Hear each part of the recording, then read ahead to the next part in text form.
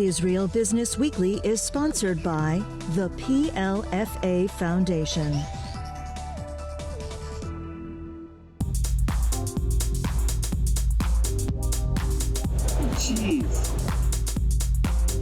We are focused on helping our innovators to accelerate. So it's how to attract more talents, how to increase the funding, and how to improve cooperation between the different players. Le modèle israélien est un modèle absolument favorable et d'ailleurs qu'on doit imiter d'une certaine manière. On peut s'inspirer de ce que fait Israël avec notre propre voie. Et je pense que c'est très important et c'est une part de la réussite dernièrement d'avoir créé quelque chose d'international. Israel is everything for VivaTech. For the day one in 2016 now, 5 years ago, we founded a strong relationship. Hello and welcome to this special edition of Israel Business Weekly. I'm Sarah Williamson, coming to you from Paris at this year's VivaTech conference, showcasing the very best in innovation and technology from all around the world, including Israel. Now, over the 4 days, we're going to be showing you what's in store. Let's take a look.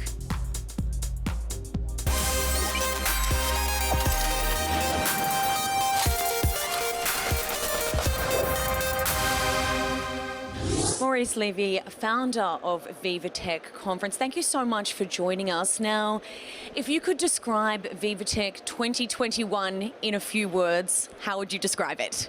In a few words, it's very hard to say because it's an extraordinary combination. The first thing which you see is the vibrancy of all the people, the innovation, the fact that the people are so happy to start again having an in-person meeting. That is the very first thing that you see, but obviously VivaTech is about exhibition, innovation, lot of startups, incredible wealth of startups, great speakers, starting with President Macron, Tim Cook from Apple, Mark Zuckerberg this evening. Those online forums and these online sort of hybrid conferences that are going on is where the Israeli startups have really sort of shined, isn't it? That's where they have been able, because they haven't unfortunately been able to come and have their presence here on the ground. What can you tell us about the Israeli innovation that has been featured at VivaTech this year? What have you thought about that? First of all, it's heartbreaking to do not have the Israelis with us because the first thing that I did when I have decided to create VivaTech was to call Yossi Dan.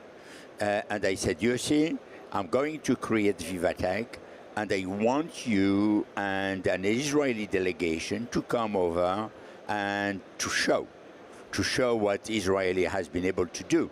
So this year is the only year where we have not a physical presence of the Israelis, but we have many discussion with startups, a lot of aspects on space and on other aspects.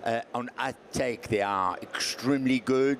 So Israel is present almost everywhere, including in cybersecurity. When you look at a lot of the players here, they are using Israeli devices, Israeli software, or Israeli consulting firms. So Israel is very present. I would have loved to have them here, but next year they will be, definitely. And I hope to be in Tel Aviv for DLD. Because DLD and the Founders Forum have made a grand alliance with VivaTech, which, by the way, became the #1 event in Europe when it comes to tech. So I hope that we will have the Israeli next year, and they will come and show all their new innovations. Maurice, I just want to expand on that a little bit. On a global scale, compared to other countries around the rest of the world, where do you think Israeli innovation compares to other countries? Where do you think they really stand? You have to look at the things through two different lenses. If you look from the patent and the innovation and the invention, clearly Israel is #3. you have US and China, who are dominant, and you have the small Israel country, who is just after that. When it comes to valuation of startups, this is a different story, because most of the time the Israeli startups are sold too early. We have the same problem in Europe. That's the reason why we had Emmanuel Macron, who insisted on helping moving from startup to scale up. And I think it's the same issue with Israel. But Israel is clearly one of the top 5 nations.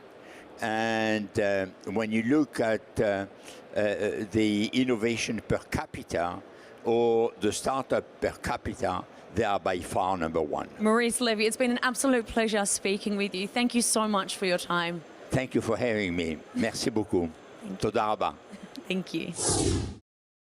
Now, I'm here with Yossi, who is in charge every single year of organising and making sure that the Israeli delegation have everything sorted before and whilst they are here at the VivaTech conference. Now, unfortunately, the Israeli delegation aren't here in person this year, but Yossi is. Now, Yossi, they're not here. The Israeli startups didn't quite make it here, but you've came here to represent them and show the manpower for them here on the ground. Now, tell us the difference between organising the Israeli startups this year in comparison to other years that they've been here representing Israel at the VivaTech conference. Sure, thank you, Sarah. To be honest, it was very, very challenging, but we didn't want to miss it. The fact that this is online, so lots of people said, okay, so I don't have to go there. Okay, so what we say to the Israeli startups, we told them, guys, this year you cannot come, it's okay.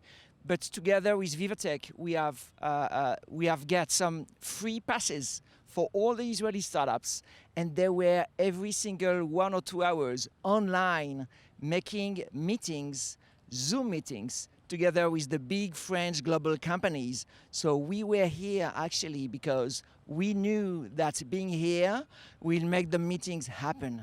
Okay, so we are here, we represent them, and every single 1 or 2 hours, we just open the Zoom, we take the people and we speak with them. But Yossi, there were 2 startups that were here. That's right, isn't there? So tell me about that. How come there were 2 that made it here, but the rest of them didn't? I think this is exactly, the same reason as myself. I mean, the mindset is different. Maybe they do, utmost efforts just to make it happen. Tomorrow, for instance, there is the LVMH Innovation Award. 2 of the Israeli startups who are part of the 28 finalists. I know that they have tried very, very hard to make it. Those one couldn't, but at least 2 were here, and it was very nice for that. Now, tell us about your time here at VivaTech, because yesterday you were here and you were working pretty hard, networking on behalf of the Israeli startups here on the ground. So tell us about how you were handling the in-person presence here on behalf of the Israeli startups. Well, my challenge actually was, to connect with the right people. And some of the pavilion companies and some of the sponsors even did not come at the end.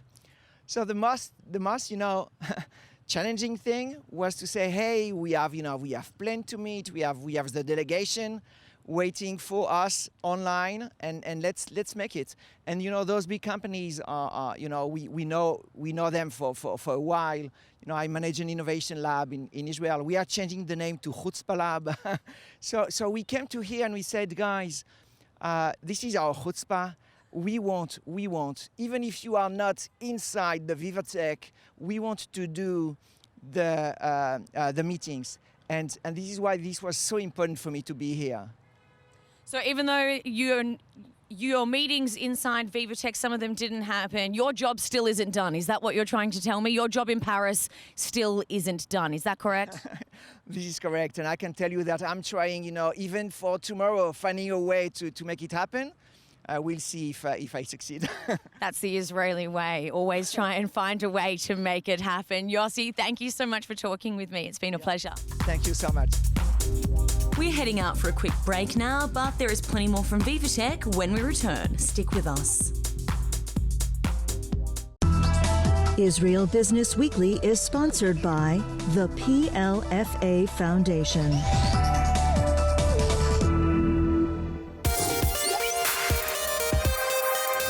A large emphasis was put on the online events being held at this year's conference due to travel restrictions and an attendance cap. And as Yossi mentioned before the break, Israeli startups were involved in plenty. One of them being a hybrid meeting with France's southern city of Marseille to discuss opportunities to work together. Good morning, everyone. This is a great honor to be here and to represent a bit the Israeli startups. This year we have more than 30, but for the first time, you guys are connected online. And it's a great pleasure to have with us Christophe Perez from Marseille and from Marseille-Provence region. Thank you all of you for being here. First of all, I'm amazed by Israel and the startup nation and how the technologies are deep and how you guys are, I would say, rocketing the technology, not only for Israel, but for all over the world. So I'm personally convinced about the fact that when innovation is on the table, Israel needs to be in the middle, and my region has to help Israeli company to launch something somewhere, not only in France, but in Europe and also for the world African markets. Chris, thank you so much. Can you please tell us what the region is ready to make, especially for the Israelis? I would like to hear from you what kind of program can actually fit an Israeli startup that wants to scale and they need to decide if to go to Paris, to London, to Berlin, or maybe to Marseille. You have to know that the landscape in Marseille compared to what you may eventually have in Paris, so you will have an amazing visibility. The other thing is for the technologies that are related to the healthcare, the technology related to the green tech and the green industry, and also the technologies that are related to a port authority. How I can bring innovation on a port authority with my own technology. We have a specific path which can be easily, grabbed by Israeli companies.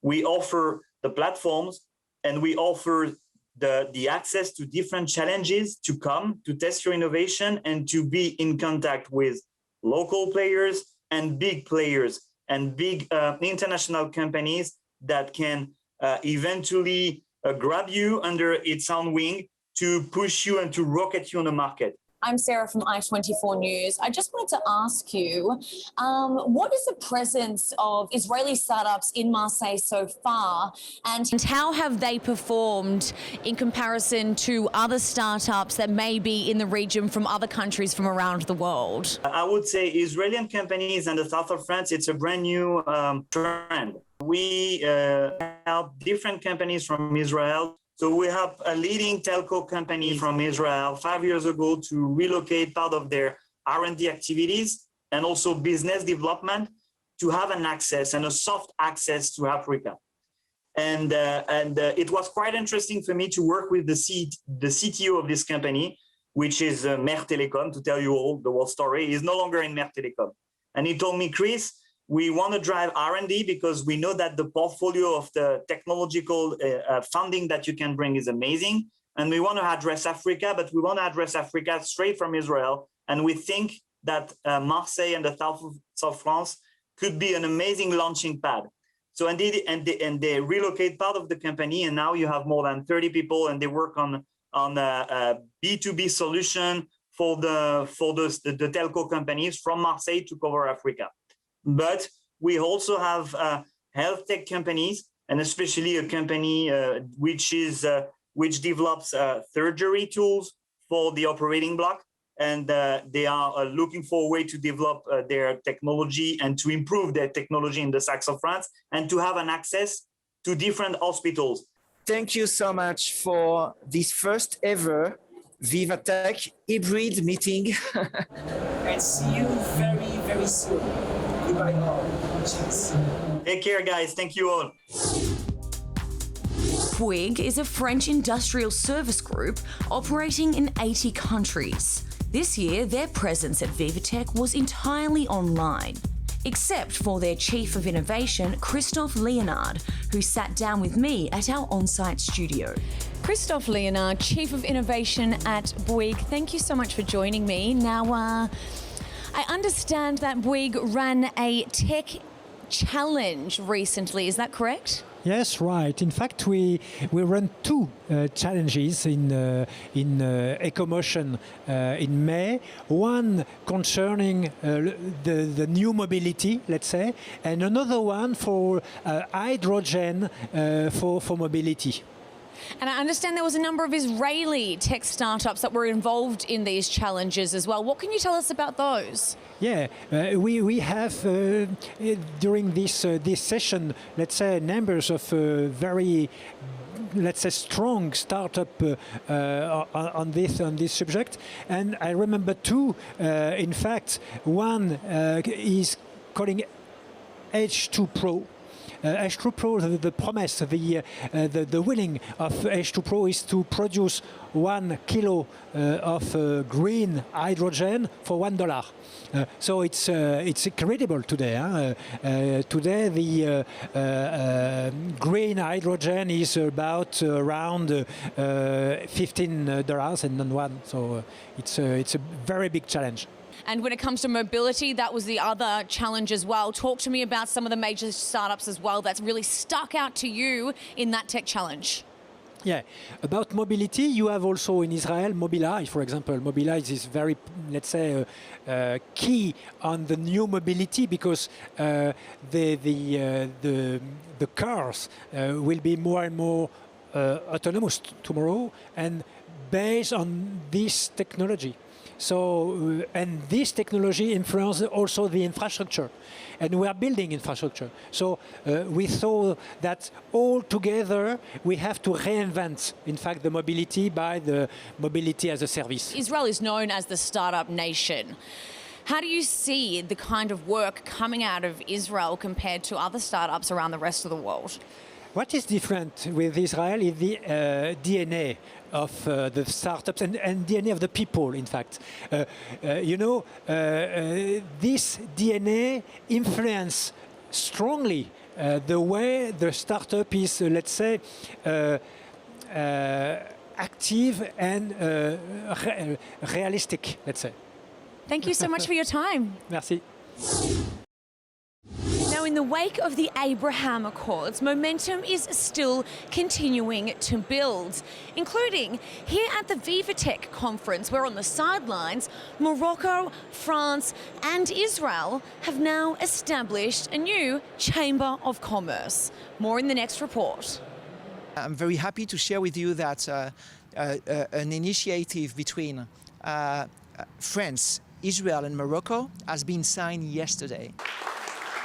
6 months after Israel and Morocco normalized relations, the two countries, together with France, have established a new Chamber of Commerce on the sidelines of the 2021 Viva Technology Conference.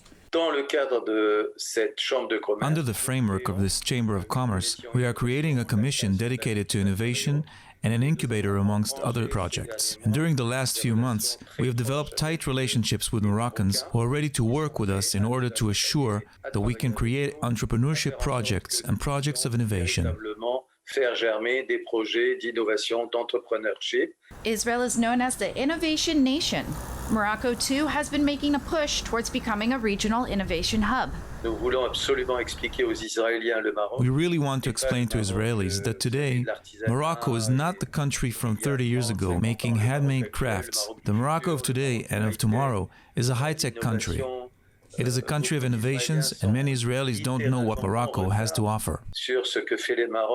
According to the founders, around 60 business people from both countries have already expressed interest in the venture, such as Israeli venture capitalist and future private astronaut Eitan Stive. And momentum is building. The reason why we believe it will be very, very strong is because it helps the startups to go global.